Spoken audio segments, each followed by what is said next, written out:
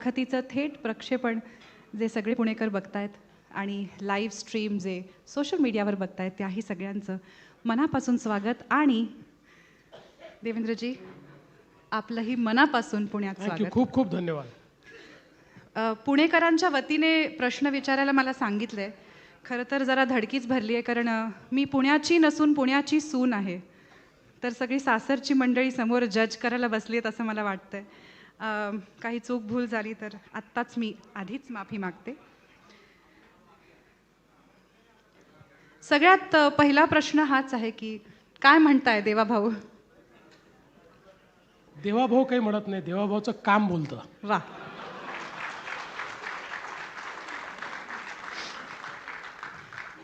तुम्ही म्हणताय तुमचं काम बोलतं, मग अजितदादा सारखी टीका का करतात? अजितदादा बोलतात, माझं काम बोलतं. अजितदादा बोलतात. पण मला या ठिकाणी सांगितलं पाहिजे की खरं म्हणजे या निवडणुकीमध्ये आम्हाला आधी हे लक्षात आलं होतं की पुणे असेल, पिंपरी चिंचवड असेल, या ठिकाणी आम्ही युतीने लढू शकत नाही, कारण आम्ही दोन्ही स्ट्रॉंग पार्टी आहोत. BJP नंबर 1ची पार्टी आहे आमच्या. अरे जरा तुम्ही मीडियावाले बसा बाबा, खूप काही फोटो काढायची गरज नाही आहे, आम्ही नंतर देऊ फोटो तुम्हाला. शांत बसा आता बिलकुल. तर आम्ही ऑलरेडी हे ठरवलं होतं की आपण वेगवेगळे लढतो आहोत. आणि मी असं सांगितलं होतं की जिथे आपण लढतो आहोत तिथे आपण मैत्रीपूर्ण लढती असं समजूया आणि एकमेकावर, एकमेकाच्या पक्षावर टीका करू नये. मी आत्तापर्यंत तो संयम पाहिला आहे. त्यांचा संयम थोडा ढळला आहे.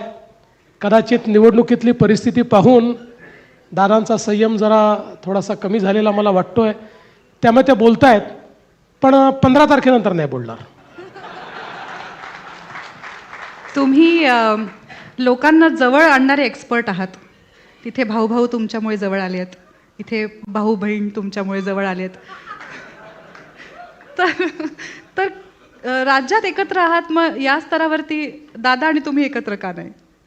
पहिल्यांदा तर मला आनंद आहे कुठलाही परिवार जर एकत्रित येत असेल तर. आणि त्या बाबतीत मी राज ठाकरेंचे आभार मानतो की त्यांनी मला क्रेडिट दिलं एकत्रित येण्याचं.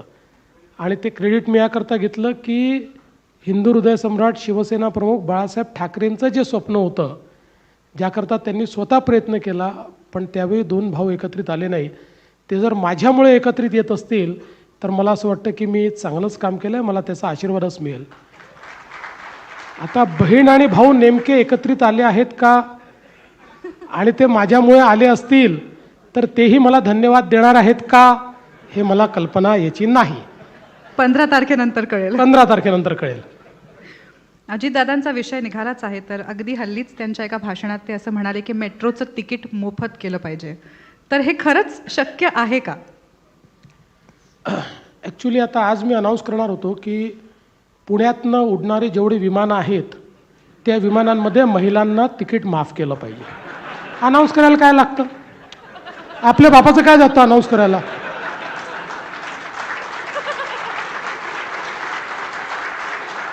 असं आहे. अनेक वेळा बघा, आम्ही राजकीय क्षेत्रातले लोक आहोत. अनेक वेळा निवडणुकीच्या जिंकण्याच्या डेस्परेशनमध्ये ज्यावेळी आम्हाला माहिती असतं की निवडून येता येत नाही, अशा परिस्थितीत आम्ही काही जाहीरनामे काढतो, त्या जाहीरनाम्यांमध्ये काही म्हणतो. पण तरी माझं म्हणणं आहे किमान पब्लिकचा विश्वास बसेल अशा तरी गोष्टी म्हटल्या पाहिजे ना, म्हणजे आपण करू शकू. आता मेट्रो ही काही एकट्या राज्याची नाही आहे, मेट्रो केंद्राची देखील आहे. मेट्रोमध्ये जी मेट्रोची बॉडी असते त्याचे अध्यक्ष हे केंद्रीय सचिव असतात आणि MD हे महाराष्ट्रातले असतात. दुसरं, कुठल्याही मेट्रोला ज्यावेळेस आपण त्याचं फेअर फिक्सेशन करतो, कायद्याने त्याची फेअर फिक्सेशन कमिटी तयार झाली आहे आणि त्या फेअर फिक्सेशन कमिटीलाच ते अधिकार आहेत, कायद्याने दिले आहेत. म्हणजे उद्या माझ्या मनात आलं की तिकीट माफ करून टाकायचं आहे तरी मला करता येत नाही. ती फेअर फिक्सेशन कमिटी सांगते इतका खर्च आहे, ऑपरेशनल तरी खर्च निघाला पाहिजे. समजा जर हा खर्च या ठिकाणी तुम्ही काढणार नसाल आणि कन्सेशन द्यायचे असतील तर तुम्ही कुठनं पैसे देणार आहे सांगा. आणि म्हणून ज्या गोष्टी आपल्या हातातच नाहीत त्या गोष्टींची आश्वासनं. आणि मी तुम्हाला एक सांगतो, मी पुणेकरांना जवळून ओळखतो. पुणेकर जे आहेत हे वेळेवर टॅक्सेस भरणारे लोक आहेत. आता तो ऑनलाईनचा जमाना आहे, पण मी ते देखील बघितलेलं आहे की जेव्हा एकमेव शहर की ज्या शहरामध्ये लाईन लावून टॅक्सेस भरणारे, लाईन लावून विजेची बिलं भरणारे, ते केवळ या पुण्यामध्ये बघितलं आहे. पुणेकरांना मोफत नको आहे, पुणेकरांना रिलायबल आणि डिपेंडेबल हवं आहे. पुणेकरांना उत्तम अशा प्रकारचे मेट्रोची सेवा, उत्तम अशा प्रकारची बसची सेवा हवी आहे. या सगळ्या सेवा चांगल्या झाल्या पाहिजेत ही पुणेकरांची अपेक्षा आहे. त्याकरता जो काही मिनिमम खर्च आहे तो पुणेकर देतील.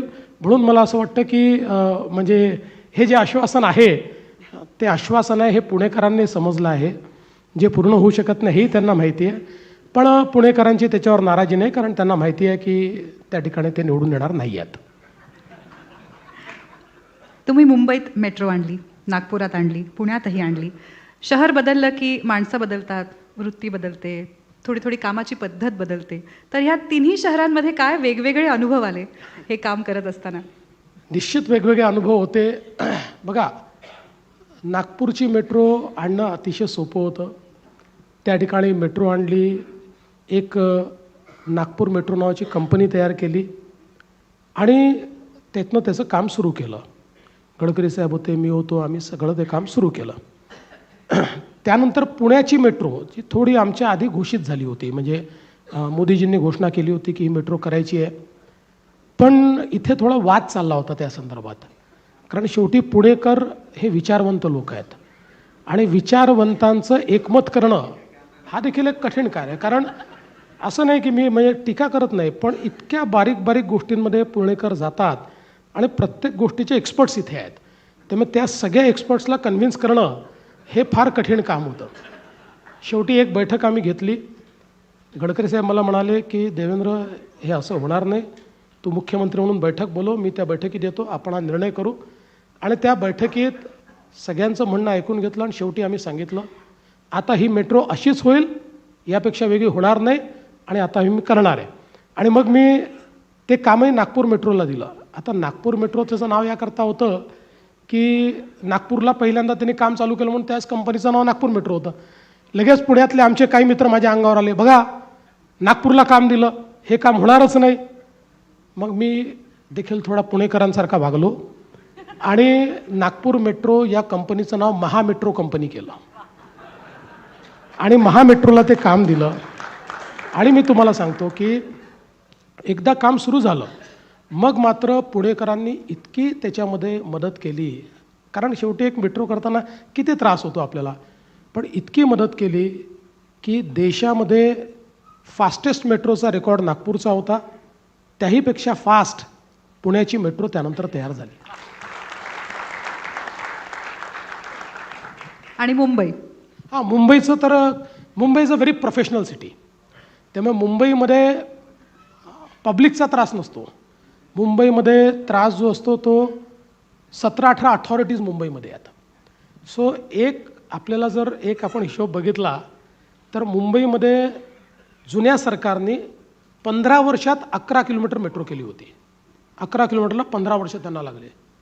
आणि मी ज्यावेळेस या मेट्रोचं मुंबईच्या प्लॅनिंग केलं आणि काम सुरू केलं, 5 वर्षामध्ये 437 किलोमीटरच्या मेट्रोचं प्लॅनिंग करून काम सुरू केलं. त्यातलं जवळपास 200 किलोमीटरचं काम आता पूर्ण होत आहे. आता पुण्यानंतर आता दिल्लीनंतर सर्वात मोठा मेट्रोचा रूट हा मुंबईमध्ये आहे. मुंबईमध्ये दुसरा प्रॉब्लेम आहे. मुंबईमध्ये लोकांचा प्रॉब्लेम नव्हता, मुंबईमध्ये प्रॉब्लेम होता आमचे मित्र उद्धव ठाकरेजींचा. आमची मुंबईची जी अंडरग्राऊंड मेट्रो आहे ही फास्टेस्ट पूर्ण केली आम्ही, आणि अचानक त्यांनी त्या मेट्रोमध्ये त्या मेट्रोकरता जी काही आरेमध्ये झाडं कापायची होती त्याच्यावर त्यांनी आक्षेप घेतला. आक्षेप घेतल्यावर मी त्यांना समजवलं की बाबा, त्यांना हे दाखवलं की तुमच्याही काळात ज्यावेळेस म्हणजे मागच्याही काळात जी काही कमिटी झाली होती असं सगळ्या कमिट्यांनी हेच म्हटलेलं आहे, आपल्याला याच्याशिवाय काही दुसरा पर्याय नाही आहे. शेवटी कोर्टात गेलो, सुप्रीम कोर्टात गेलो. सुप्रीम कोर्टामध्ये गेल्यानंतर सुप्रीम कोर्टाने पहिल्यांदा परमिशन दिली. त्या परमिशनने आपण काही झाडं कापले, तिथलं काम सुरू करणार. तेवढ्यात सरकार बदललं. सरकार बदलल्याबरोबर त्यांनी त्याच्यावर स्थगिती दिली आणि स्थगिती दिल्यानंतर त्यांनी एक कमिटी तयार केली, ते मुख्यमंत्री असताना 1.5-2 वर्ष ती कमिटी चालली. त्या कमिटीने रिपोर्ट दिला आणि त्या कमिटीने आपल्या रिपोर्टमध्ये सांगितलं की आरेची जागाच परफेक्ट जागा आहे, याशिवाय दुसरी जागा नाही आहे. याचं नाव जरी आरे असलं तरी हे रिझॉर्ट फॉरेस्ट नाही आहे, हा त्याच्या बाहेरचा भाग आहे. फॉरेस्ट आणि आरेची जी जागा जिथे आपण मेट्रो करतो आहे त्याच्यामध्ये अनेक बिल्डिंगांना त्या ठिकाणी मंजुरी दिलेली आहे आणि अनेक मजली बिल्डिंग्स त्या ठिकाणी उभ्या आहेत. त्यामुळे इथे करायला काही हरकत नाही. तरी त्यांनी काही त्या संदर्भात ऐकलं नाही. मग परत सुप्रीम कोर्टापर्यंत आम्ही लढलो. सुप्रीम कोर्टाने फार चांगला त्या संदर्भातला निर्णय दिलेला आहे आणि सुप्रीम कोर्टाने असं सांगितलं की या ठिकाणी जेवढी झाडं या मेट्रोकरता कापली जाणार आहेत ती सगळी झाडं त्यांच्या एंटायर लाईफस्पॅनमध्ये जेवढं कार्बन सिक्वेस्ट्रेशन करतील तेवढं ही मेट्रो 82 दिवसाच्या फेऱ्यांमध्ये करेल आणि हा रिपोर्ट लावून सुप्रीम कोर्टाने त्याला मान्यता दिली. आणि मग पुन्हा सरकार आल्यावर आम्ही सुप्रीम कोर्टाच्या त्या निकालाच्या आधारावर तिथली जी काही आहे मेट्रो म्हणजे स्थगिती हटवली. फक्त त्याचा परिणाम एवढा झाला की जी अंडरग्राऊंड मेट्रो आम्ही 3.5 वर्षात पूर्णत्वाकडे नेली होती ती 3 वर्ष लेट झाली आणि त्याची कॉस्ट केवळ या कारशेडमुळे जे थांबवून ठेवलं होतं 10,000 कोटी रुपयांनी वाढली. 10,000 कोटी म्हणजे 10,000 कोटी रुपयाचा भुर्दंड. असं आहे की पर्यावरणप्रेमी सगळेच आता आम्ही आहोत, एकही झाड कापताना आम्हालाही दुःख होतं, पण ही झाडं कापल्याशिवाय मेट्रो शेड होऊ शकत नव्हतं. आणि जर मेट्रो हे त्या झाडांपेक्षा जास्त चांगलं पर्यावरणाला सोल्युशन असेल, बरं ही झाडं कापली तर नुसती झाडं कापली का, त्याच्यात 10 पट झाडं लावली जी वाढली आहेत, ज्याचा रिपोर्ट आम्ही दिलेला आहे.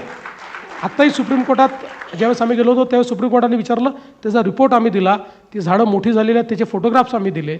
त्यामुळे मला असं वाटतं की केवळ इगो करता मुंबईमधल्या विशेषतः, पण जी आमच्या बाकी ओव्हरहेड मेट्रो होत्या त्याच्यामध्ये मात्र फार त्रास झाला नाही, कारण मी एक वॉर रूम तयार केली होती. त्या वॉर रूमच्या माध्यमातून महाराष्ट्रातले सगळे मेट्रो प्रोजेक्ट्स आम्ही मॉनिटर करायचो. त्यामुळे मुंबईमध्ये ज्या 18 ऑथॉरिटीजची परमिशन घ्यावी लागते त्या सगळ्यांना एका टेबलवर बसवायचो आणि सांगायचो की तुमच्या काय अडचणी आहेत ते इथे सांगा, इथे आणि आत्ता मला परमिशन पाहिजे आहेत. असं म्हटल्यानंतर 3-4 महिन्यात त्या परमिशन्स यायच्या. आज पु ल देशपांड्यांना विशेष आनंद होत असेल. योगायोगाने 2 नागपूरकर जे आता मुंबईकर आहेत पुणेकरांसमक्ष संभाषण करतायत. वा. आणि या तिन्ही लोकांच्या वैशिष्ट्यांबद्दल तुम्ही आत्ता बोललात. आत्ता बोलता आरेचा विषय आला आणि मला पटकन त्याचं इक्विव्हॅलंट पुण्याचं डोक्यात आलं. पुण्याच्या टेकड्यांना घेऊन गेल्या अनेक वर्षांपासनं खूप वेगवेगळ्या बाजूंनी वादविवाद सुरू आहेत. तुम्हीच इनफॅक्ट टेकड्यांबद्दल त्यांच्या संरक्षणाबद्दल कायदे पास केले होते, त्याच्या बाजूने तुम्ही होता. तर आता बऱ्याच जणांचं असं म्हणणं आहे की आता तुम्हीच का आमच्या टेकड्या आमच्यापासून हिरावून घेताय, तर काय सांगाल? टेकड्या बिलकुल हिरावल्या जाणार नाहीत. उलट आमचा तर प्रयत्न आहे की टेकड्यांवर जे काही अतिक्रमण आहे त्यांचं पुनर्वसन झालं पाहिजे. त्याच्याकरताही काही जागा आपण आयडेंटिफाय केलेल्या आहेत आणि या टेकड्या टिकल्या पाहिजेत अशा मताचाच मी आहे. मुळामध्ये एक गोष्ट आपण समजून घ्या की याच्यामध्ये एक हिलटॉप हिलस्लोपचा प्रश्न आहे, दुसरा प्रश्न BDPचा आहे आणि एकूणच त्याच्यावर झालेला स्लमचा प्रश्न आहे. आता ज्यावेळेस आपण एखादा विकास आराखडा तयार करतो तर विकास आराखडा तयार करताना त्या विकास आराखड्यामध्ये पुढच्या 10 वर्षाकरता 15 वर्षाकरता कुठल्या झोनमध्ये विकास होऊ शकतो त्या झोनचं आपण झोनिंग करतो. कुठे आपण R झोन करतो, कुठे आपण कमर्शियल करतो, कुठे आपण एम्युनिटीजचा झोन करतो, असे सगळे झोन करतो. आणि 10 वर्षात जिथपर्यंत विकास पोचणार नाही असं आपल्याला वाटतं त्याला नो डेव्हलपमेंट झोन करतो, त्याला NDZ म्हणतात. NDZचा अर्थ नेव्हर डेव्हलपमेंट झोन असतो, तो नो डेव्हलपमेंट झोन असतो. या NDZचे 2 भाग असतात. एक नॅचरल एरिया असतो, हा नॅचरल एरिया जो असतो तो नो डेव्हलपमेंट म्हणजे तो नेव्हर डेव्हलपमेंट झोन असतो.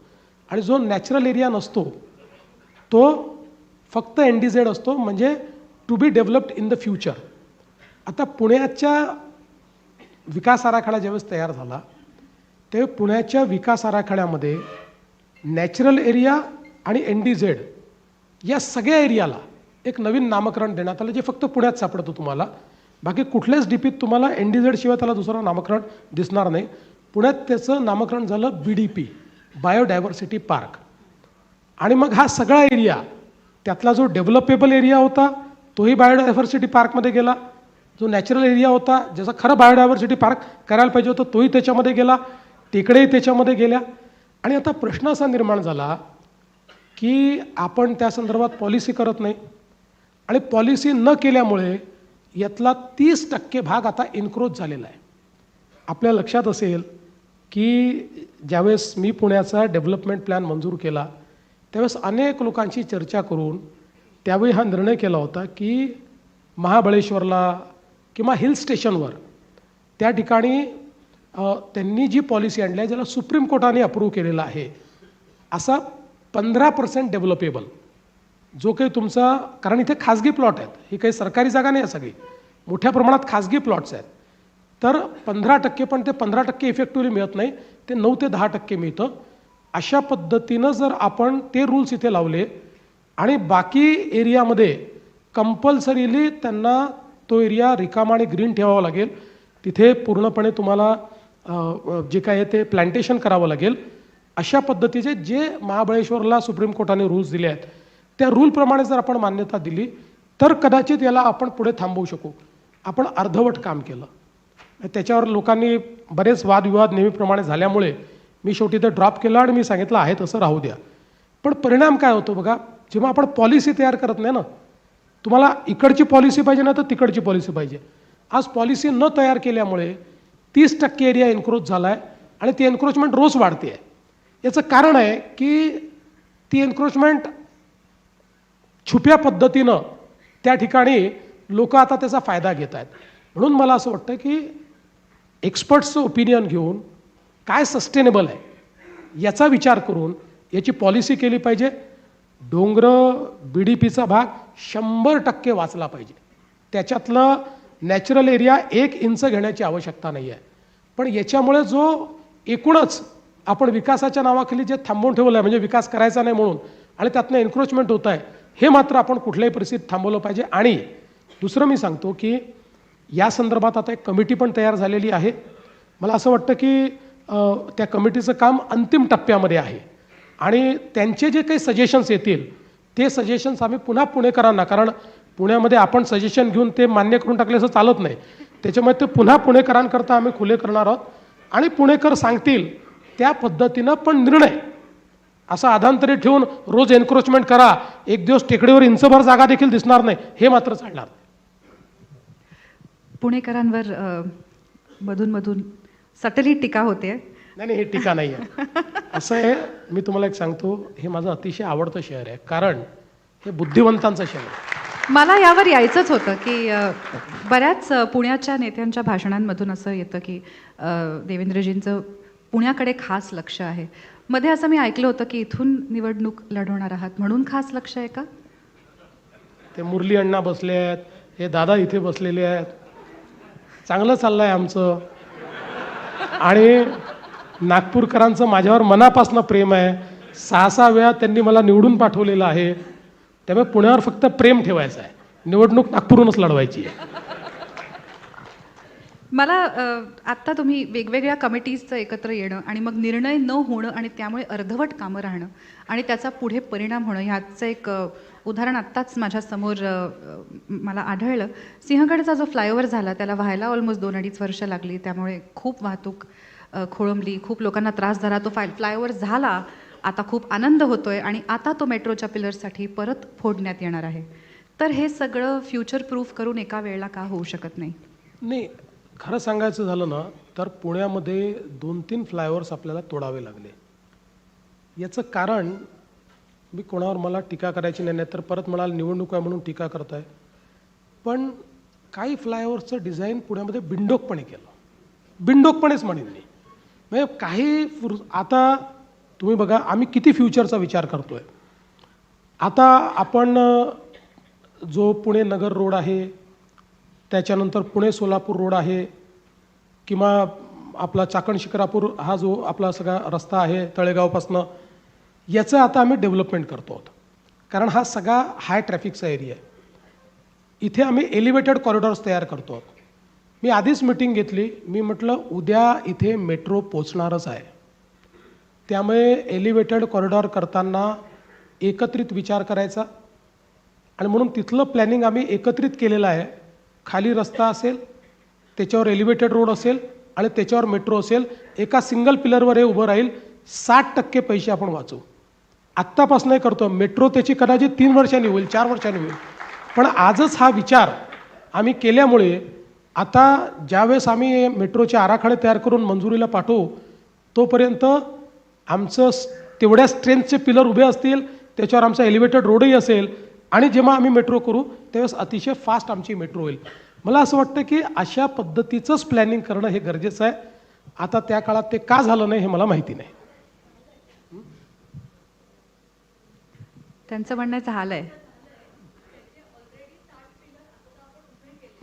पण त्यासाठी बंद आहे ठिकठिकाणी फ्लायओव्हर. मग हेच आधीपासनं माझा बेसिकली हाच प्रश्न होता की ह्याचा आधीपासनं विचार नाही. आता तुम्ही एकाच पिलरवर दोन्ही जाणार आहे. ओके. वाहतूक हा एक अत्यंत कठीण विषय आहे पुणेकरांसाठी. तुमच्याच एका 5 जानेवारीच्याच भाषणात तुम्ही उल्लेख केला होता की 32 प्रमुख रस्ते आहेत पुण्यात आणि पुण्याच्या एकूण क्षेत्रफळाच्या तुलनेत रस्ते, मुख्य रस्ते हे 9% आहेत, जे 18 ते 20% असले पाहिजेत आणि त्यांच्यावर 80% वाहतुकीचा भार आहे. तर हा प्रॉब्लेम कसा सोडवायचा? नाही, खरंच आहे की एकूण मोठी शहरं जर आपण बघितली तर त्याच्या तुलनेत जर पुणे हे 500 स्क्वेअर किलोमीटरचं शहर आहे. म्हणजे it is one of the म्हणजे बिगेस्ट अर्बन ॲग्लोमरेशन. महानगरपालिकेचं सांगतो, बाहेरचा विषयच बोलत नाही मी, अगदी पुणे महानगरपालिकेचं क्षेत्र. आणि या पुणे महानगरपालिकेच्या क्षेत्रामध्ये एकूण जी काही रस्त्यांखाली जी काही जमीन आहे किंवा जो रस्ते आपण केलेले आहेत ती फक्त 9% आहे. आणि या 9% फक्त रस्त्यांमुळे आत्ताचा जो ट्रॅफिक आहे हा त्या रस्त्यांच्या कॅरिंग कॅपॅसिटीपेक्षा खूप जास्त झालेला आहे.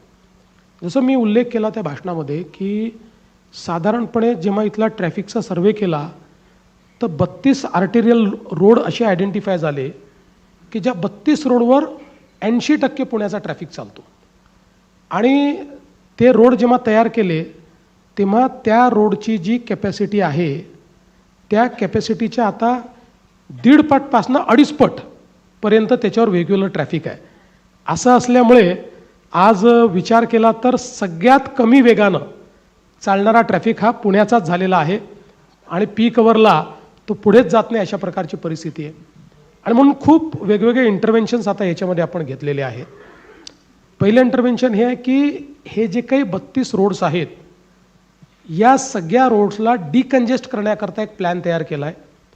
त्याच्यावरची अतिक्रमणं कमी करायची, त्याच्यावरचे बॉटलनेक शोधून काढायचे, तिथे वायडनिंग करायचं, त्याची रायडिंग क्वालिटी ठीक करायची, कुठलेही अडथळे त्याच्यावर येणार नाहीत अशा पद्धतीनं हे रोड तयार करायचे. त्याला जिथे फीडर येत आहेत त्या फीडरला आपल्याला कशा पद्धतीनं या ट्रॅफिकशी ॲसिम्युलेट करता येईल जेणेकरून फीडरवर मग पुन्हा ट्रॅफिक थांबतो तर तो थांबणार नाही. जिथे सिग्नल्स आहेत त्या सगळ्या सिग्नलचं सिम्युलेशन करायचं. एक गुगलच्या सोबत आम्ही ते काम करतो आहोत. सगळा जो काही आपल्या CCTVचा लिगसी डेटा आहे आणि आपल्या जी काही आपण व्यवस्था उभी केली आहे त्या लिगसी डेटावर आधारित एक AIचं मॉडेल तयार करून आणि कुठून कसा आपला ट्रॅफिक मूव्ह होतो आणि ते सिग्नलला कशा पद्धतीनं आपण किती वेळाचा केला पाहिजे आणि तोही अडॉप्टिव्ह पद्धतीनं आपण केलेला आहे किंवा करतो आहोत. तर त्यातनं या 32 रस्त्यांची कॅरिंग कॅपॅसिटी आपण वाढवतो आहोत. एकूण पुण्यामध्ये 23 उड्डाणपूल नवे आपण तयार करतो. त्यातल्या 8चं काम सुरू झालेलं आहे. 15चं काम येत्या 1-2-3 महिन्यामध्ये वेगवेगळ्या टप्प्यात हे काम त्या ठिकाणी सुरू होईल. आणि म्हणजे आधीच कॅव्हिएट म्हणून सांगून देतो की ह्या उड्डाणपुलांचा विचार करताना भविष्यात 20-25 वर्षात तोडावा लागणार नाही, 40 वर्षात अशा पद्धतीनं त्याचं ऑलरेडी प्लॅनिंग जे आहे ते आपण या ठिकाणी केलेलं आहे. आणि त्याचसोबत असं आहे की पुण्यामध्ये खाली पण जागा उरलेली नाही, वरची पण जागा संपते आहे. म्हणून आता पुण्याला एक पाताल लोक तयार करणार होता मी. म्हणजे पुण्यामध्ये टनेल्सचं एक जाळं आम्ही तयार करणार आहोत. आणि हे ज्यावेळेस मी सांगितलं तर अनेक लोकांना वाटलं की आता निवडणूक आहे म्हणून मी सांगतोय, असं नाही. म्हणून मी मुद्दाम तेवढाच एक कागद या ठिकाणी घेऊन आलो की त्याचं कंप्लीट प्लॅनिंग हे आम्ही या टनेलचं केलेलं आहे. एकूण जर आपण विचार केला तर या ठिकाणी 56 किलोमीटरचे टनेल्स हे आम्ही तयार करणार आहोत, ज्याच्यामध्ये आपण जर विचार केला तर येरवड्यापासनं तर कात्रजपर्यंतचा टनेल आहे, जो स्वारगेट रेसकोर्स वगैरे अशा सगळ्या भागात जाणारा एक टनेल आहे. जगताप डेअरीपासून सिंहगड रोड, पाषाण, कोथरूड, कात्रज, त्यानंतर औंध संगमवाडी, जो खडकीकडनं अशा पद्धतीचा एक आपण टनेल, अशा प्रकारे जवळपास 54 किलोमीटरचे टनेल्स आहेत आणि एकूण 32,000 कोटी रुपयाला लागणार आहेत. त्या संदर्भात त्याचं डिझाईन पण तयार झालेलं आहे. त्याच्या सगळ्या गोष्टी म्हणजे त्याचं एकूण इंटिग्रेशन जे आहे, प्लॅनिंग, हे देखील सगळं आपण केलं आहे. आणि हे सगळं करत असताना पुण्यामध्ये सीमलेसली पुण्याच्या एका भागातून दुसऱ्या भागात आपल्याला कसं जाता येईल याचा आपण त्या ठिकाणी प्रयत्न केलेला आहे. आणि यासोबत मागच्या काळामध्ये आपण पुणे रिंग रोडचं काम चालू केलं. एकटा पुणे रिंग रोड जो आहे हा पुण्यातल्या ट्रॅफिकचं कंजेशन 40% कमी करू शकतो. आता त्याचं काम आपलं चाललेलं आहे. आउटर रिंग रोडचं चाललं आहे आणि इनर रिंग रोडचंही चाललं आहे. हे 2 रिंग रोड झाल्यामुळे तसंही कंजेशन कमी होईल. मी या ज्या तुम्हाला लिंक सांगितल्या, पुणे शिरूर, हडपसर, यवत आणि तळेगाव चाकण शिक्रापूर, यामुळे एक प्रकारे जे आपले MIDCs आहेत किंवा इंडस्ट्रियल इस्टेट्स आहेत किंवा आपले मेजर जे काही शहर आहेत तिकडे जाणारे रस्ते, त्याच्यावरचंही जो काही लोड आहे तो आपण कमी करू. आणि या टनेल्सच्या माध्यमातून, या पाताल लोकच्या माध्यमातून आपण, मला असं वाटतं की पुण्याला पूर्णपणे डिकंजेस्ट करू शकू. आणि याच्यासोबत मगाशी ज्याचा उल्लेख झाला की कुठलंही शहर केवळ रस्त्यांच्या भरोशावर डिकंजेस्ट होत नाही, ते डिकंजेस्ट होतं त्या ठिकाणच्या जी काही पब्लिक ट्रान्सपोर्ट सिस्टीम आहे त्याच्या भरोशावर. पुण्यामध्ये आपण जवळपास 100 किलोमीटरच्या वर मेट्रोचं नेटवर्क तयार करतो. 32 किलोमीटर आता झालेलं आहे, 24 किलोमीटरचं काम चाललेलं आहे. आत्ता नवीन 2 कॉरिडॉर्स आपल्याला मंजूर झाले आहेत. एक कॉरिडॉर आपण अजून तयार करून आता त्या ठिकाणी पाठवतो आहोत. त्यामुळे या सगळ्या कॉरिडॉरचं काम झाल्यानंतर एकीकडे 100 किलोमीटरचं मेट्रो नेटवर्क आणि मागच्या काळात पुण्यामध्ये आम्ही 1000 इलेक्ट्रिक बसेस घेतल्या आणि पुण्यामध्ये काही छोट्या बसेस देखील घेतल्या. आमची ही जी बसेसची संख्या आहे ही आम्हाला 1000वरनं 5000वर न्यायची आहे. 5000 EV बसेस या पुण्यामध्ये आपल्याला घ्यायच्या आहेत, जेणेकरून एक एंड टू एंड अशा पद्धतीचं आपण इंटिग्रेशन तयार करू शकू की कुठल्याही व्यक्तीला कुठूनही कुठे जायचं असेल तर 300 मीटरमध्ये त्याला कुठलं ना कुठलं पब्लिक ट्रान्सपोर्ट मिळालं पाहिजे आणि तो आपल्या गंतव्यापर्यंत पोहोचला पाहिजे. अशा पद्धतीनं या ट्रॅफिकचं पूर्ण याचं प्लॅनिंग केलं आहे. आणि आता आपल्याला ॲप बेस देखील हे प्लॅनिंग पाहायला मिळतं. आजही आपण त्या ठिकाणी जर विचार केला तर आपल्याला ट्रॅव्हल प्लॅन तयार करून मिळतो. आता मुंबईमध्ये जसं सिंगल तिकीटवर ट्रॅव्हल प्लॅन तयार केला आहे, तसंच पुण्यामध्येही पुणे आणि पिंपरी चिंचवड आणि PMPL या सगळ्यांना एका तिकिटावर आणून एकाच प्लॅटफॉर्मवर एंड टू एंड याचं सोल्युशन आपल्याला द्यावं लागेल. तेव्हा रस्त्यावरची गर्दी आपण कमी करू शकू. मला वाटतं पब्लिक ट्रान्सपोर्ट इतका सक्षम झाला तर पुणेकर स्वतःचं वाहन रस्त्यावर फार काढणार नाहीत आणि त्यांनी खूप प्रॉब्लेम सुटतील.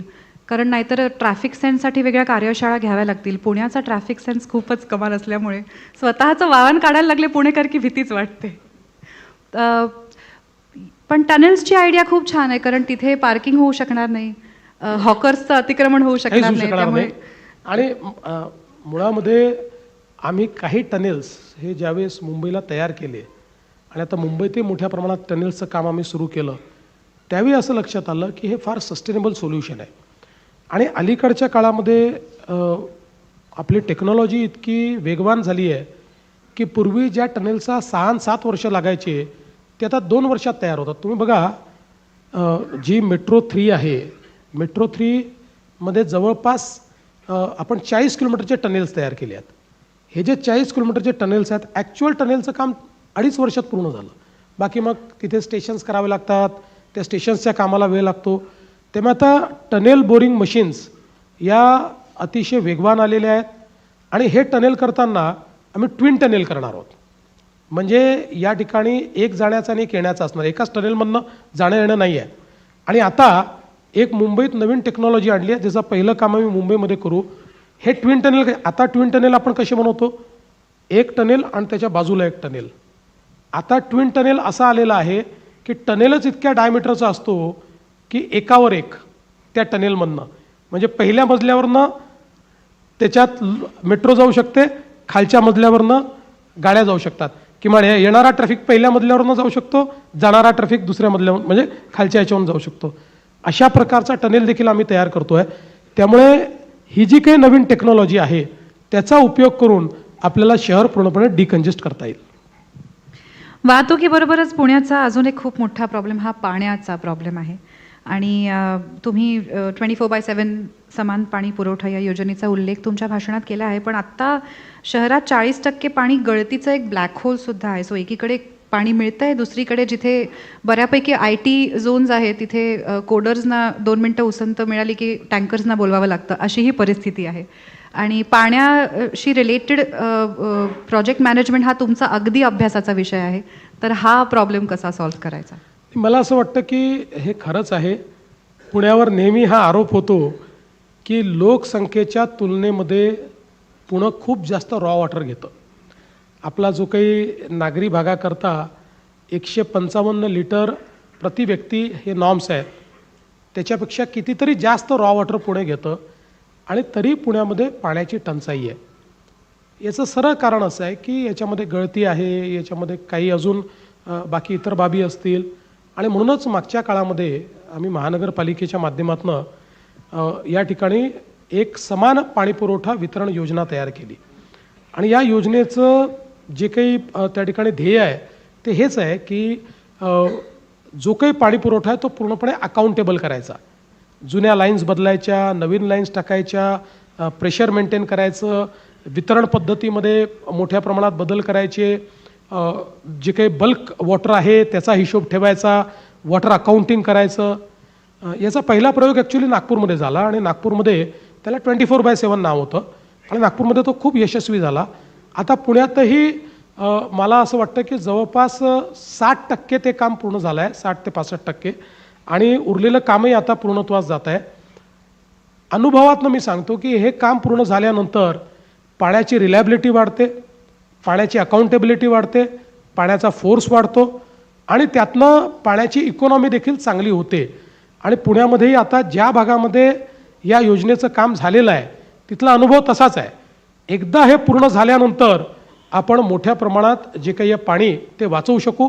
आणि तुम्ही जसं सांगितलं, आता हा काहीसा पिंपरी चिंचवड किंवा त्याच्या बाहेरचा जो भाग आहे, या भागामध्ये देखील आपल्याला अशा प्रकारच्या काही ज्या सोसायट्याज आहेत त्या ठिकाणी आजही टँकरनी पाणी पुरवठा होताना पाहायला मिळतो. पण आता पुण्याकरता, पुण्यात आलेल्या 32 गावांकरता, जुन्या आलेल्या गावांकरता आणि पिंपरी चिंचवडकरताही पाणी पुरवठ्याच्या नवीन योजनाचं काम चाललेलं आहे. या योजना पूर्ण झाल्यानंतर या सगळ्या भागामध्ये नीट पाणी राहील. सध्या तरी पुण्याला पाण्याची कमतरता असणार नाही, पण पुढच्या काळामध्ये पुण्याकरता नवीन सोर्स हा आम्हाला बघावाच लागेल. कारण पुण्याची लोकसंख्या ज्या पद्धतीने वाढते आहे, हे फास्टेस्ट ग्रोईंग ॲग्लोमरेशन आहे, फास्टेस्ट ग्रोईंग सिटी आहे. आणि पुढच्याही काळामध्ये आता हा जो काही रिंग रोड होतो आहे ना, या रिंग रोडमुळे, म्हणजे मी जेव्हा हा रिंग रोड करायला घेतला त्यावेळी एक साधारणपणे स्टडी केला, तर तो स्टडी केल्यानंतर माझ्या असं लक्षात आलं की हा रिंग रोड केल्यामुळे जी या ठिकाणी ग्रोथ होणार आहे ती जर आपण मॉनिटाईज केली तर 2.5 लाख कोटी रुपयाची वेल्थ तयार होणार आहे. 2.5 लाख कोटी रुपयाची. म्हणजे याचा अर्थ असा आहे की खूप मोठ्या प्रमाणात गुंतवणूक होणार आहे, रोजगाराची निर्मिती होणार आहे, आणि त्यातनं अर्थातच पुण्याची पॉप्युलेशन देखील वाढणार आहे. आणि म्हणून त्याचा विचार करता काही नवीन सोर्सेसचा विचार करावा लागेल. दुसरं, जे काही सांडपाणी आहे त्याच्या पुनर्वापराचा आपल्याला विचार करावा लागेल. आपल्याला रॉ वॉटर जे आहे ते कमी कसं करता येईल त्याचा विचार आपल्याला करावा लागेल. अशा अनेक गोष्टी या पुढच्या काळात आपल्याला कराव्या लागतील. त्यामुळे आता पुण्याकरता नवीन सोर्सेस तयार करणं हे देखील आता आमचं एक प्रकारे काम आहे. मी मध्ये एका रिक्षा ड्रायव्हरबरोबर कुठेतरी पुण्यात फिरत होते. नशिबाने तो मला हो म्हणाला आणि मला घेऊन जात होता, कारण तेही रेअर आहे. तर खूप ट्रॅफिक होतं आणि तोच वैतागला होता आणि तो सारखं ट्रॅफिकला वैतागून काय काय बोलत होता. तर मी त्याला सहज विचारलं, तुम्ही कुठले आहात? तर ते म्हणाले, मी नऱ्ह्याचं आहे. तर मी म्हटलं, मग तुम्ही इथे काय करताय? तुम्ही नऱ्ह्यात का नाही राहत आहात? तर ते म्हणाले की तिथे काहीच नाही आहे काम करायला. कुठल्याही प्रकारचा रोजगार मला तिथे मिळणार नाही आहे, म्हणून मग मी पुण्यात येऊन रिक्षा चालवतो. तर मला हेच विचारायचं होतं की बऱ्याचदा जेव्हा आपण डेव्हलपमेंटबद्दल बोलतो तेव्हा त्या सेंट्रल झोनबद्दल त्याच्याबद्दल खूप फोकस असतो, कारण तुमचे मतदार जास्त तिथे, डेव्हलपमेंट तिथे जास्त. पण ह्या सगळ्या बाकीच्या नवीन गावांचा ज्याच्यात आता समावेश झाला आहे, 23 गावांचा, मग परत 11 गावांचा, तर हे डिसेंट्रलायझेशन कधी होणार आणि तिथे रोजगार उपलब्ध करून देणे, तिथे वेगवेगळ्या संधी उपलब्ध करून देणे, ह्याचा विचार तुम्ही करताय का? नाही, हा विचार आपण केलेलाच आहे. पुणे ग्रोथ हब ही जी काही एक संकल्पना आपण मांडली आहे, ही संकल्पना पुण्याचा वाढता विस्तार आणि पुढची अपॉर्च्युनिटी या दोन्हीचा विचार करून आपण Pune as a growth hub, ज्यामध्ये पुणे आहे, ज्यात पिंपरी चिंचवड आहे आणि ज्याच्यामध्ये PMRDAचा एरिया आहे. तुम्ही बघा, ज्यावेळेस मी मागच्या वेळेस मुख्यमंत्री होतो त्यावेळेस हे पुण्याचं रॅपिड अर्बनायझेशन पाहूनच आपण PMRDA तयार केली. आपण जर PMRDA तयार केली नसती तर आता काय परिस्थिती असती हे या ठिकाणी सांगता येत नाही. पण आता PMRDA आणि हा सगळं जे क्षेत्र आहे याचा एकात्मिक विचार करून पुण्याला आपल्याला ग्रोथ हब तयार करायचा आहे. आज बघा, आपण जर महाराष्ट्राचा विचार केला तर महाराष्ट्राची अर्थव्यवस्था जी आहे किंवा महाराष्ट्राचा जो GDP आहे हा $580 बिलियन आहे, $580 बिलियन आहे. त्याच्यामध्ये पुण्याचं कॉन्ट्रीब्युशन जे आहे ते $70 बिलियन आहे. म्हणजे मोठं कॉन्ट्रीब्युशन करणारं पुणे आहे. पण पुण्याचं पोटेन्शियल किती आहे? तर पुण्याचं पोटेन्शियल हे जवळपास $280 बिलियनपर्यंत एकट्या पुण्याचं पोटेन्शियल आहे की पुणे एवढं कॉन्ट्रीब्यूट करू शकतं. आणि म्हणून हे जे जवळपास 4 पट जे कॉन्ट्रीब्युशन पुणे करू शकतं, या दृष्टीने पुण्याला कसं विकसित करायचं, त्या पद्धतीचं इन्फ्रास्ट्रक्चर, त्या पद्धतीचं टाउन प्लॅनिंग, या सगळ्या गोष्टी आता आपण हातामध्ये घेतल्या आहेत. आणि ग्रोथ हब ज्यावेळेस आपण विचार करतो, आजही बघा, एक मागची वेव होती ही IT ची वेव होती. IT च्या वेवमध्ये पुण्याने तुलनेनं बरं काम केलं. खूप चांगलं मी म्हणणार नाही, पण तुलनेनं पुण्यानं चांगलं काम केलं. आपल्याला याहीपेक्षा जास्त स्कोप होता. हैदराबाद असेल किंवा बंगलोर असेल, काही ना काही प्रमाणात मुंबईने मोठा लॉस केला आणि थोडा पुण्याने केला. पण आता नवीन वेव आहे, ती वेव IT ची नाही, ती आता GCCची वेव आहे. आणि ग्लोबल कॅपॅबिलिटी सेंटरची जी वेव आहे याच्यामध्ये मात्र पुणे मागे राहणार नाही. कारण आत्ताच गेल्या 2-3 वर्षातला जर आपण विचार केला तर Pune accounts for 25% of the GCCs which have come to India.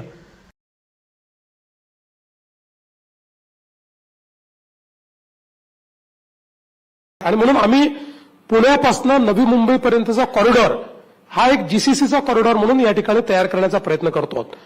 आणि मला असं वाटतं की या दृष्टीने इतक्या मोठ्या प्रमाणात जॉब्स या ठिकाणी तयार होतील आणि हे सगळे जॉब्स या वाढत्या एरियातच तयार होतील. कारण आता आपण प्लॅनिंग करतो, जसं मी तुम्हाला एक उदाहरण सांगतो की आपण ज्यावेळेस PMRDA क्षेत्राचं पहिल्यांदा प्लॅनिंग केलं त्यावेळेस सुवर्ण जोरांग सारखी जी सिंगापूर प्लॅनिंग अथॉरिटी आहे त्याला आपण आणून त्याचं प्लॅनिंग केलं. अर्थात उद्धवजीचं सरकार आल्यानंतर त्यांनी ते रद्द केलं, मग काहीतरी वेगळा प्लॅन तयार केला. मग आता पुन्हा शिंदेजींशी मी बोललो आणि आम्ही तो प्लॅन रद्द केला. आता पुन्हा जो जुरांगचा प्लॅन आहे त्याच्यावर आम्ही नव्याने आता तो प्लॅन आताच्या परिस्थितीमध्ये आताच्या ELU प्रमाणे आम्ही तो तयार करतो. तर आत्ता पुण्यामध्ये एक सस्टेन अशा पद्धतीनं प्लॅनिंग आणि इन्व्हेस्टमेंटची स्ट्रॅटेजी केली आहे. म्हणजे मी तुम्हाला सांगू इच्छितो की हे तर 32,000 कोटी रुपये वेगळे, पण आत्ता पुढच्या 5 वर्षामध्ये पुणे महानगरपालिकेच्या वतीनं जी आपण इन्व्हेस्टमेंट करणार आहोत ती देखील 44,000 कोटी रुपयाची आहे. 44,000 करोड, म्हणजे जी मेट्रोपेक्षा अजून वेगळी आहे, जी विविध क्षेत्रामध्ये आपण करतोय. त्यामुळे आताचा आपला जो अप्रोच आहे हा कोणीतरी नगरसेवक सांगतो म्हणून हे काम कर, कोणीतरी मुख्यमंत्री सांगतो म्हणून ते काम कर, आमदार सांगतो म्हणून हे काम कर, असा नाही आहे. तर एक पूर्ण आपण इन्व्हेस्टमेंटचा प्रोग्राम तयार केला, त्याचा इन्व्हेस्टमेंटचा प्लॅन तयार केला, त्याचे रिसोर्सेस आपण आयडेंटिफाय केले आणि 2030 सालापर्यंत पुढच्या 5 वर्षामध्ये हे 44,000 कोटी रुपये आपण इन्व्हेस्ट केल्यानंतर एक चांगली सस्टेनेबल सिटी म्हणून पुण्याकडे आपल्याला पाहता येईल. मध्ये एकदा मी माझ्या एका मित्राकडे गेले आणि दिवाळीचं सगळं डेकोरेशन पाहिलं आणि किल्ला दिसला नाही. तर मी त्याला विचारलं, किल्ला का नाही रे बाबा केला? तर तो म्हणाला, मी केला होता, तो आता रिडेव्हलपमेंटला गेलाय. तर पुण्यात जवळपास प्रत्येक गल्लीत एक बिल्डिंग रिडेव्हलप होते. त्याने 2-3 वेगवेगळे प्रॉब्लेम्स निर्माण झालेत. मी पुन्हा एकदा ते सांगते पुणेकरांसमोर. एक म्हणजे प्रचंड धूळ, त्याच्यामुळे वाढत जाणारा AQI, ज्याचा आपला सगळ्यांनाच त्रास होतोय. आवाज, वेगवेगळ्या प्रकारचं प्रदूषण. आणि ज्या ठिकाणी बंगल्यात किंवा सोसायटीजमध्ये 5, 10, 15 कुटुंब राहत होती, तिथे आता 16 मजल्यांच्या इमारती उभ्या राहणार आहेत. तेवढ्या सगळ्या लोकांची कॅरिंग कॅपॅसिटी त्या रस्त्याकडे, त्यांच्या सुवेजकडे, पाणी पुरवठ्याकडे आहे का? ह्या सगळ्या गोष्टींचा विचार पुणेकर तर करतायतच, तुम्ही करताय का? आणि काय काय उपाय आहेत? नाही, निश्चित आपण त्याचा विचार करतोय. कारण तुम्ही म्हणता ते खरं आहे. आज आपल्या शहरांमध्ये आपल्याला पर्यावरणाचा विचार करणं हे फार गरजेचं आहे. आणि पुण्याचा एअर क्वालिटी इंडेक्स जो आहे तो अतिशय चिंताजनक झालेला आहे, यात काही दुमत नाही.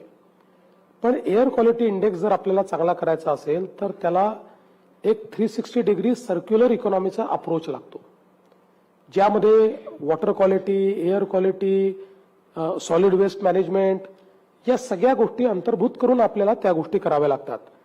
आता पुणे महानगरपालिकेने एक क्लायमेट ऍक्शन प्लॅन हातामध्ये घेतलेला आहे. पिंपरी चिंचवडने देखील तो केलेला आहे. पुण्याच्या क्लायमेट ऍक्शन प्लॅनमध्ये आता याच वर्षी जवळपास 230 कोटी रुपये ते या क्लायमेट ऍक्शन प्लॅनचा भाग म्हणून करतायत. पण हा मोठा क्लायमेट ऍक्शन प्लॅन आहे. आता काही पुण्याचे जे काही इंटरव्हेन्शन्स आहेत, हे इंटरव्हेन्शन्स निश्चितपणे मला असं वाटतं की पुण्याला त्या ठिकाणी चांगलं करतील. उदाहरणादाखल आता पुण्यामध्ये जवळपास 1100 MLD जे सिवेज हे आपल्या नदीमध्ये जातं आणि आपल्या वॉटर क्वालिटीला प्रदूषित करतं. त्याच्यातनं आपली एअर क्वालिटी प्रदूषित होते आणि क्वालिटी ऑफ लाईफ त्याच्यामुळे अफेक्ट होतं. मागच्या काळामध्ये आपण नदी सुधार कार्यक्रम हातामध्ये घेतला आणि मोठ्या प्रमाणात STPची निर्मिती सुरू केली. आता जवळपास पुढच्या वर्षीच्या जूनपर्यंत यातला मेजर पोर्शन हा आपण पूर्ण करू. आणि मग आज जे काही अनट्रीटेड सिवेज हे सगळं आपल्या नदीमध्ये चाललंय, नाल्यांमध्ये चाललंय, वेगवेगळ्या इंटरसेप्टर्समध्ये चाललेलं आहे. हे जवळपास मॅक्सिमम आपण ट्रीट करून त्याच्यामध्ये टाकू. थोडंसं त्याही नंतर राहील, त्याचे अजून काही प्रोजेक्ट हातामध्ये घेतले आहेत, ते पूर्ण व्हायला अजून पुढचे 2 वर्ष लागणार आहेत. पण याच्यामुळे आपण जो काही वॉटर क्वालिटी आहे ती वॉटर क्वालिटी आपण सुधारू शकू आणि त्यातनं आपण या प्रदूषणावर मोठ्या प्रमाणात काम करू शकू. दुसरं आहे घनकचऱ्याचं व्यवस्थापन. कारण आपल्याकडे आपण बघा वर्षानुवर्ष डम्पिंग करत राहिलो. सगळ्यात जास्त ग्रीन हाऊस गॅसेस हे डम्पयार्ड्स त्या ठिकाणी त्याचं एमिशन करतात आणि इतक्या मोठ्या प्रमाणात आपण डम्पिंग करत राहिलो. पण आता जेव्हापासनं मोदीजींनी स्वच्छ भारत योजना सुरू केली आणि जसं आपल्याला नदी सुधार कार्यक्रमात जायकाच्या माध्यमातून 2000 कोटी रुपये मिळाले, तसंच मोदीजींनी आपल्याला या सगळ्या स्वच्छ भारत योजनेमध्ये मोठ्या प्रमाणात निधी दिला. आणि आज त्याच्यातनं पहिलं काम काय होतंय तर सगळे जे डम्पयार्ड आहेत यातली लिगसी वेस्ट जी आहे त्याचं बायोमायनिंग करायचं, त्याचं कॅपिंग करायचं आणि ती जागा रिक्लेम करायची. म्हणजे जो काही पोटेन्शियल बॉम्ब तिथे आहे, आज फॉर्च्युनेटली टेक्नॉलॉजीजमुळे गडकरी साहेबांचं एक फार आवडतं वाक्य आहे की nothing is waste, everything is wealth. Circular इकॉनॉमीचं हेच तत्व आहे. त्यामुळे ही लिगसी वेस्ट जी आहे ही पण आता आपल्याला त्या ठिकाणी वेल्थमध्ये कन्व्हर्ट करता येते. त्यामुळे त्याचं काम चाललेलं आहे. 1 वर्षामध्ये पुण्याचे जेवढे डम्पयार्ड्स आहेत जुने, त्या सगळ्या डम्पयार्डचं कॅपिंग आणि त्या ठिकाणचं बायोमायनिंग हे आपण पूर्ण करणार आहोत. पुढच्या काळामध्ये डम्पिंग करावं लागू नये म्हणून आपण काही व्यवस्थाही केल्या आहेत. कचऱ्याचा वेल्थमध्ये कन्व्हर्ट करण्याकरता कचऱ्यापासून विद्युत निर्मितीचा प्रकल्प या ठिकाणी झालेला आहे. काही पेलेट्सचा प्रकल्प देखील या ठिकाणी झालेला आहे. आणि आता दुसऱ्या टप्प्यामध्ये ही जी काही कॅपॅसिटी आहे पुण्याची ती अजून 700 टनांनी आपण वाढवतो. अजून 700 टन्स पुण्यामध्ये सॉलिड वेस्टचं जे काही डिस्पोजल आहे हे सायंटिफिक पद्धतीने करण्याकरता ती कॅपॅसिटी आपण उभी करतो. ही कॅपॅसिटी उभी राहिल्यानंतर साधारणपणे डम्पिंगची आवश्यकता पडणार नाही. साधारण याचं तत्व असं आहे की 7 दिवसाचा कचरा हा, कारण ते कचरा रॉ मटेरियल आहे या सगळ्या व्यवस्थेचं, म्हणून केवळ 7 दिवसाचा कचरा त्या ठिकाणी ठेवायचा, बाकी कचरा, त्यामुळे वास संपून जातो. दुसरं असं आहे की कचरा उचलणे. या कचरा उचलण्यामध्ये जे ट्रान्सफर स्टेशन्स आहेत, ह्या ट्रान्सफर स्टेशन्समुळे एक मोठं प्रदूषण, एअर पोल्युशन जे आहे हे एअर पोल्युशन होतं. ते ट्रान्सफर स्टेशन्स हे सगळे ऑटोमॅटिक कसे होतील, ते सगळे मेकनाइज कसे होतील, या दृष्टीने एक इनिशिएटिव्ह पुण्यामध्ये घेतलेला आहे.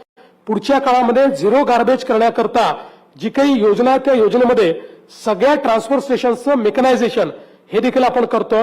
त्यामुळे सॉलिड वेस्टमधनं जी काही एअर क्वालिटी आपली खराब होते त्याच्यावर आपण एक कुठेतरी हे आणणार आहोत. आणि त्यासोबत दुसरं एअर क्वालिटीला सगळ्यात जास्त खराब करणारे आपल्या वाहनं आहेत.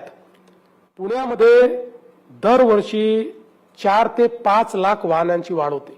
सगळ्यात fastest growing market is Pune. पण त्याचं उत्तर पब्लिक ट्रान्सपोर्ट आहे.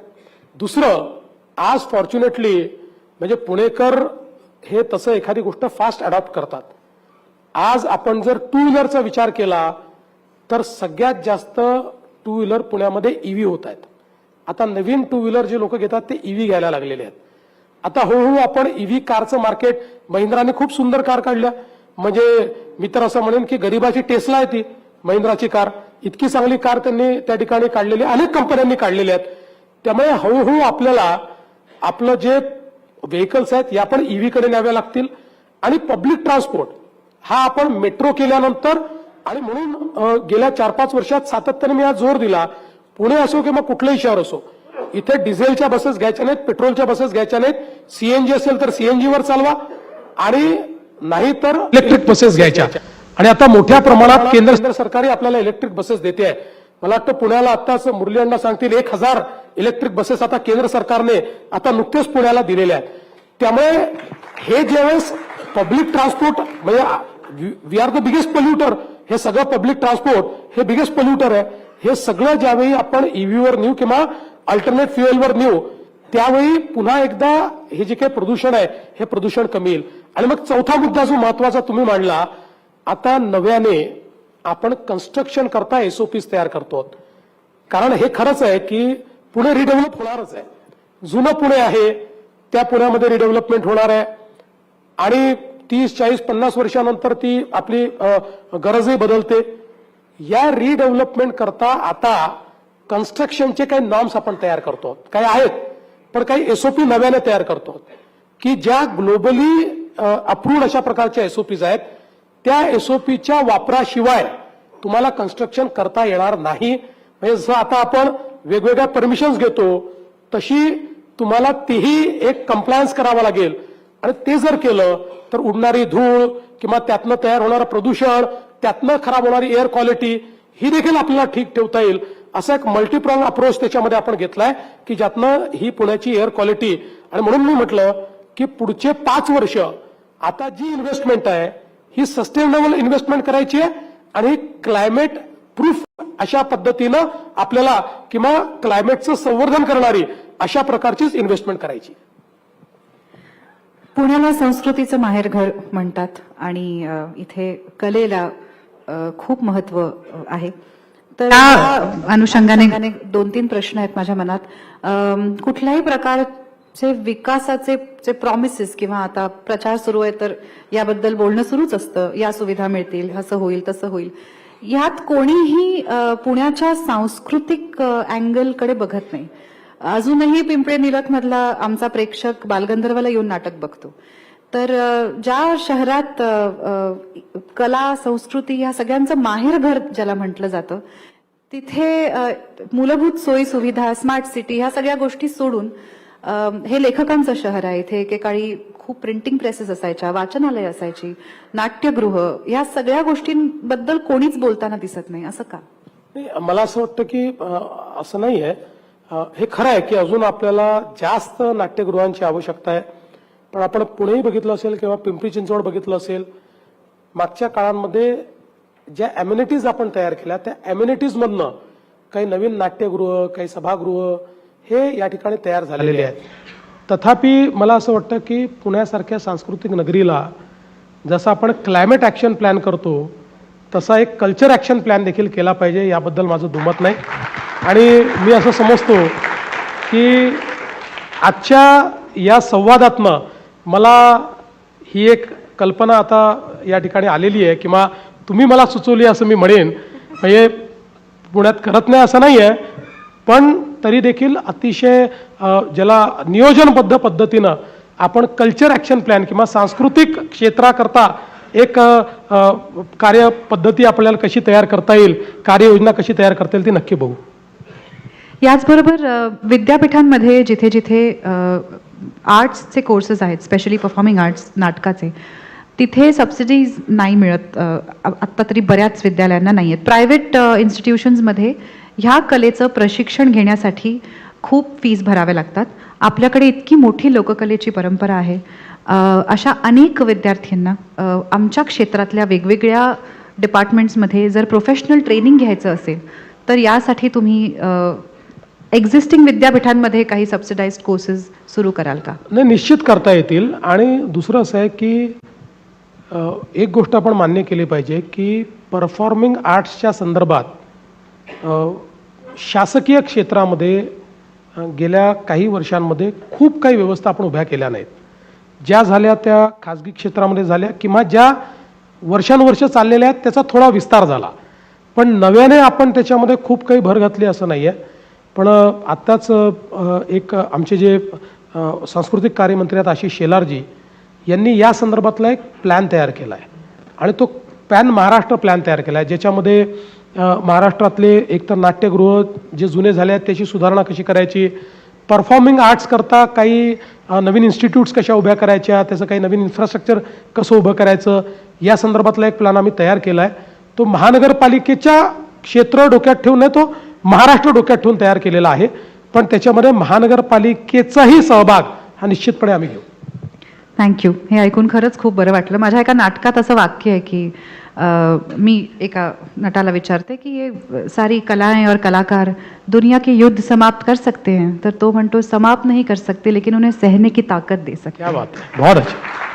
तर मला तुम्हाला विचारायचं आहे, तुम्ही नाटकं चित्रपट बघता का? वेळ मिळतो का? आणि बघितलं असेल तर शेवटचं आवडलेलं नाटक किंवा चित्रपट कुठला? नाही, अलीकडच्या काळामध्ये फारशी काही नाटकं पाहणं माझं होत नाही. आवडलेलं नाटकं बघताय तुम्ही, फक्त ती आम्ही म्हणजे ती नाही, नाटकं बघतोय आणि करतोय, आता काय सांगू.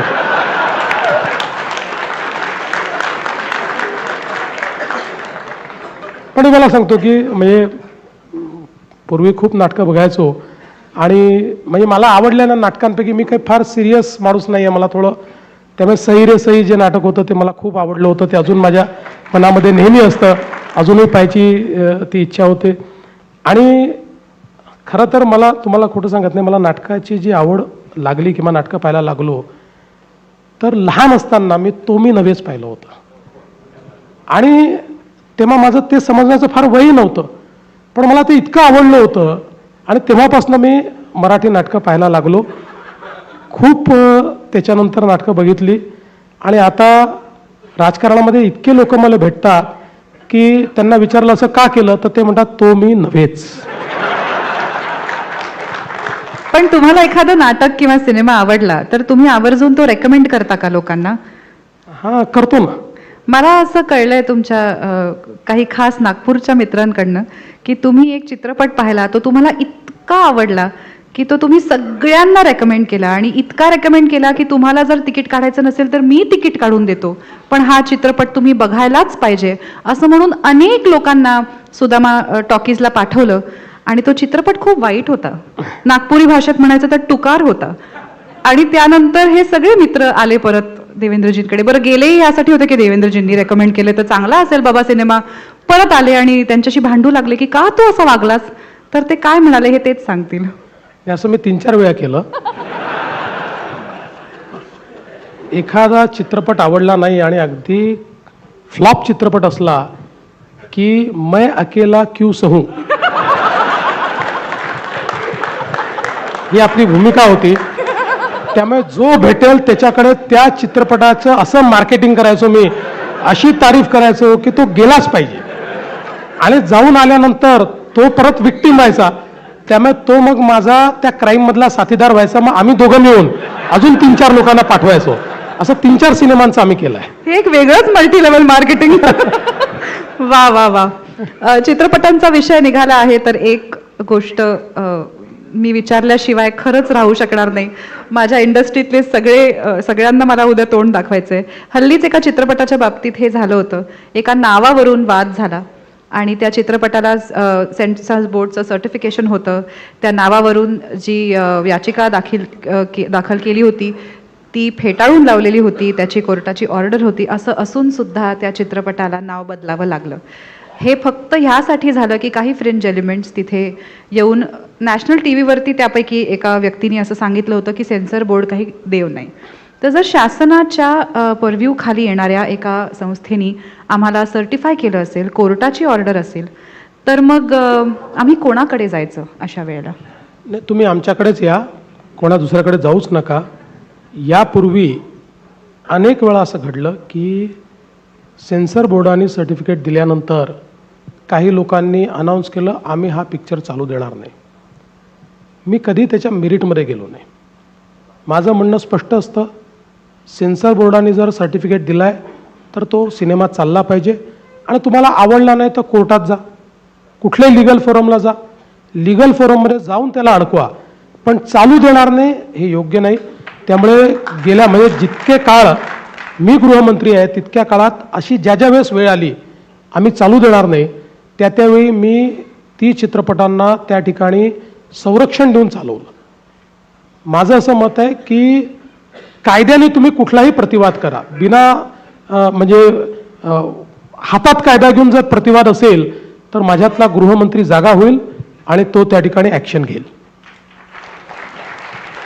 तुम्ही गृहमंत्री म्हटलं तर मला हा मुद्दा आठवला.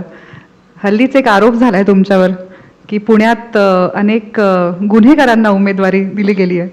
तर एक गृहमंत्री म्हणून तुम्हाला ह्यावर काय प्रतिक्रिया व्यक्त करावीशी वाटते? नाही, हे मला असं वाटतं की कोणाला तरी आवडलाय प्रश्न. नाही, सगळ्या पुणेकरांना आवडलेला प्रश्न आहे हा. आणि मलाही हा प्रश्न पडलेला आहे की यांना उमेदवारी देण्याची आवश्यकता काय आहे. इतके 60 लाख पुणेकर आहेत, त्या 60 लाख पुणेकरांमध्ये अशीच माणसं का मिळाली, हाही प्रश्न आहे. खरं तर मला कधी कधी असं वाटतं की आपण एकीकडे सगळे म्हणतो गुन्हेगारी संपली पाहिजे, सगळ्यांच्या मनात आहे. अनेक वेळा तर मी भाषणं ऐकली आहेत की पुण्यातली कोयता गँग संपवा, पुण्यातली गुन्हेगारी संपवा, पुण्यातली गुन्हेगारी संपली नाही तर मी पोलीस आयुक्त तुमच्यावर कारवाई करीन. अशी भाषणं केल्यानंतर मग त्याच गुन्हेगारांना तिकीटं द्यायची आणि त्यांच्या समर्थनार्थ बोलायचं, हे किती चुकीचं आहे. अतिशय मला असं वाटतं की हे पुणेकरांना बिलकुल आवडणार नाही. तुम्ही त्यातनं काही मार्ग काढा. बघा, मी तर या निवडणुकीत ठरवलं आहे कुठली टीका करायची नाही, मी टीका पण करत नाही. पण कुठेतरी माझ्यातल्या गृहमंत्र्याला देखील असं वाटतं की चाललं काय आहे की एकीकडे तुम्ही जर सांगताय की गुन्हेगारी संपली पाहिजे आणि दुसरीकडे गुन्हेगारांना तिकीटं आपण देतो आहोत आणि मग त्याच्यामध्ये या पार्टीत तो गेलाय म्हणून दिलाय आणि त्यांच्याशी अलायन्स आहे, या सगळ्या गोष्टीला अर्थ नाही आहे. मी तर असं म्हणेन की म्हणजे ही जी काही पद्धती आहे ना, तो एक गालिबचा शेर आहे की ता उम्र गालिब मैं यही भूल करता रहा, धूर चेहरे पर थी और आईना पोछता रहा. अशा पद्धतीचं हे आहे की आपण इकडे गुन्हेगारीवर बोलायचं आणि तिकडे गुन्हेगारांना तिकीटं द्यायची. मला असं वाटतं योग्य नाही आहे. गुन्हेगार निवडून आले तरीही जर ते गुन्हेगार असतील तर त्यांची जागा महानगरपालिका नसेल, ती जेलच असेल. फक्त तिकीटं देणं नाही, आय थिंक थोडंसं एम्पावरिंग पण होतं पुण्यात गुन्हेगारांचं. रस्त्यावरती 5-10 लोक दंगा करत असतील रात्री, तर आता हिंमत होत नाही त्यांना जाऊन असं सांगायचे की तुम्ही हे रेसिडेन्शियल एरियामध्ये करू नका, कारण त्यांचा कोणाचा तरी असतो. तर नाही, काळजी करू नका, या सगळ्यांची कंबर मोडणार आहे, कोणाला सोडत नाही. आपण अगदी शेवटाकडे आलो आहोत. 5च मिनिटं आहेत आपल्याला. अजिबातच हा कार्यक्रम वाढवता येणार नाहीये, वेळच असा आहे. तर एक रॅपिड फायर प्रथेप्रमाणे करायलाच हवं नाही का? चला तर मग. दादा कोण? चंद्रकांत दादा की अजित दादा? पक्षामध्ये चंद्रकांत दादा, सरकारमध्ये अजित दादा. नाटक की सिनेमा? सिनेमा. कारण नाटक पाहायला वेळ कमी मिळतो, सिनेमा अर्ध्या रात्री डाउनलोड करून पाहता येतो. डेक्कनचं वैशाली का रुपाली? असं आहे की आपण पाणीपुरी सेवपुरी वाले लोक आहोत, त्यामुळे वैशालीच. वा. गणेशोत्सव पुण्यातला का मुंबईतला? गणेशोत्सव पुण्यातला.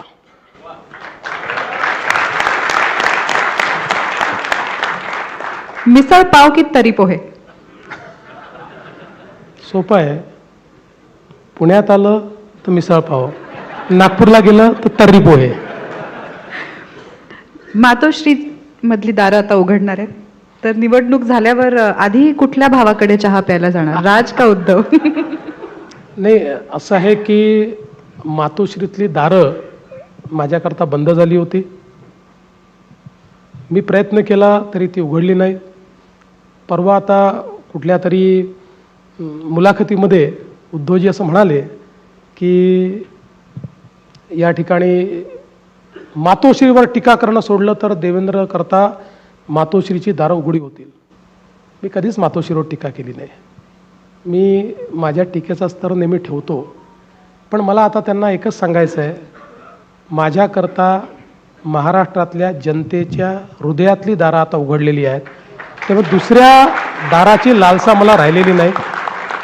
बाकी चहा प्यायला बोलवलं तर मी कोणाला नाही म्हणत नाही.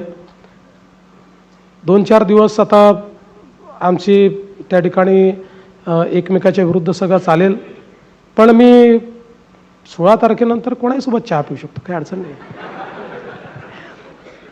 तुमच्या स्तरावर काम करणारे सगळे जे राज्यकर्ते असतात त्यांना हे शक्य होतं बऱ्याचदा, हे हेवेदावे संपतात आणि मग सगळं बरोबर होतं, छान होतं. पण अगदी ग्रासरूट लेवलला काम करणारे कार्यकर्ते बऱ्याचदा हे डिफरन्सेस विसरू शकत नाहीत. आणि गेल्या काही दिवसांमध्ये आपण हे पाहिलंय की बऱ्याच कार्यकर्त्यांचं मन दुखावलं गेलं आहे. अनेक वर्ष निष्ठावंत असलेले तुमच्या पार्टीचे कार्यकर्ते काही खुश आहेत, काही नाही आहेत. तर शेवटच्या काही प्रश्नांमध्ये मला तुम्हाला असं विचारायचं आहे की तुमच्या पुण्याच्या भाजपाच्या कार्यकर्त्यांना काय सांगाल? बघा, हे राजकारणाचं क्षेत्रच असं आहे, कभी खुशी कभी गम. त्याच्यामुळे राजकारणामध्ये मी नेहमी असं सांगतो की the biggest virtue is patience. पेशन्सशिवाय इथे काही नाही.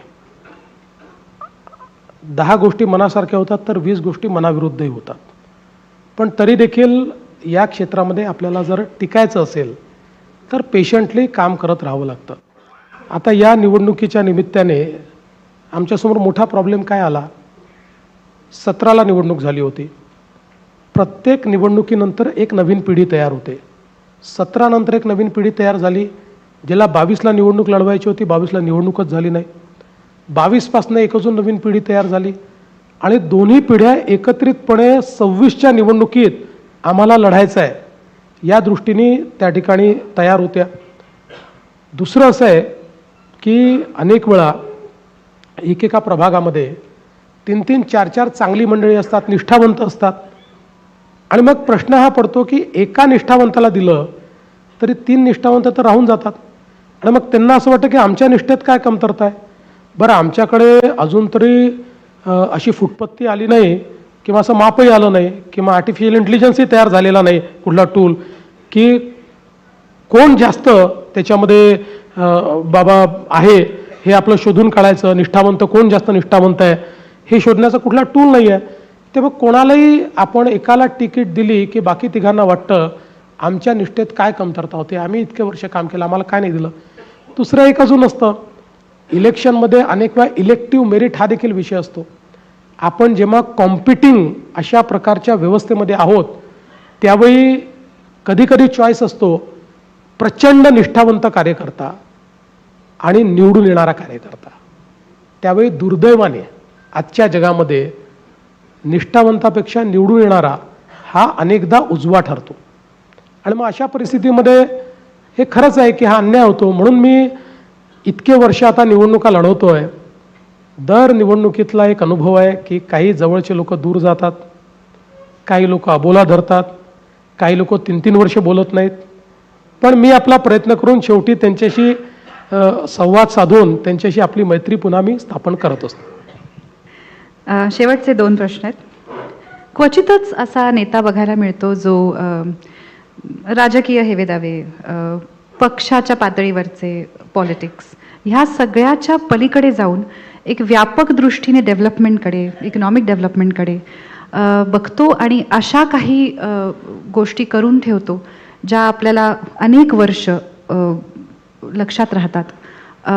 तो माझ्या मते पॉलिटिशियन किंवा राजकारणी न राहता एक स्टेट्समन होतो. तर असं पोटेन्शियल असलेले नेते आम्ही तुम्हाला समजतो. तर काय वाटतं तुम्हाला याबद्दल? तुम्ही समजता त्याबद्दल मी तुमचे आभार मानतो. तसा होण्याचा प्रयत्न निश्चितपणे आहे. कारण मला असं वाटतं की नेता कोणाला म्हणायचं, माझी डेफिनेशन अगदी स्पष्ट आहे. नेता तो आहे जो अनेकांना इन्स्पायर करू शकतो आणि नेता तो आहे जो 20 वर्ष पुढचं पाहू शकतो. या 2 गोष्टी जर तुमच्यामध्ये असतील तर तुम्ही नेतृत्व करू शकता. त्यामुळे हा माझा प्रयत्न असतो की आपल्या कामातनं, आपल्या व्यवहारातनं लोकांना इन्स्पायरी करता आलं पाहिजे आणि आपल्याला 20 वर्ष पुढचं पाहता आलं पाहिजे, त्याकरता प्लॅन करता आलं पाहिजे. हे जर जमलं तर स्टेट्समन होईल, नाही तर नेता राहील. शेवटचा प्रश्न अगदीच आपण थोडेसे वेळेच्या पुढे आहोत, पण पुणेकरांच्या तुमच्याकडनं काय अपेक्षा आहेत हे तर तुम्हाला एव्हाना कळलं असेल. माझ्याकडे तसे काही प्रश्नही होते. तुमच्या पुणेकरांकडनं काय अपेक्षा आहेत आणि तुम्ही पुणेकरांना या निवडणुकीच्या साठी काय सांगाल? 2च अपेक्षा.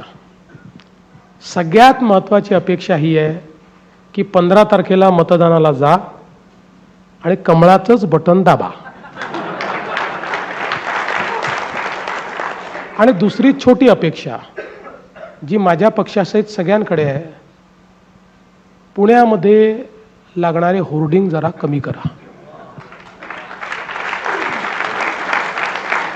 आणि इल्लीगल होर्डिंग तर लावूच नका.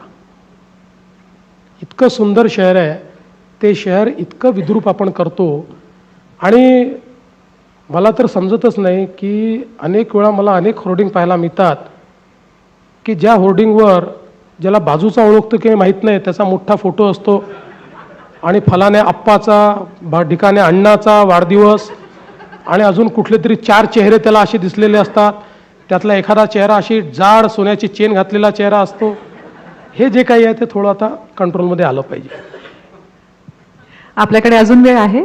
मला अधिकाऱ्यांनी सांगावं असेल तर मी अजून प्रश्न विचारते आणि नाही तर मला असं आपण वाटतं 10 वाजले आहेत. गृहमंत्री आपणच बसलेला नको आहे. उल्लंघन करायला ना. गृहमंत्र्याला उल्लंघन करता येत नाही. ठीक आहे. धन्यवाद पुन्हा एकदा. थँक्यू. खूप खूप आभार. थँक्यू.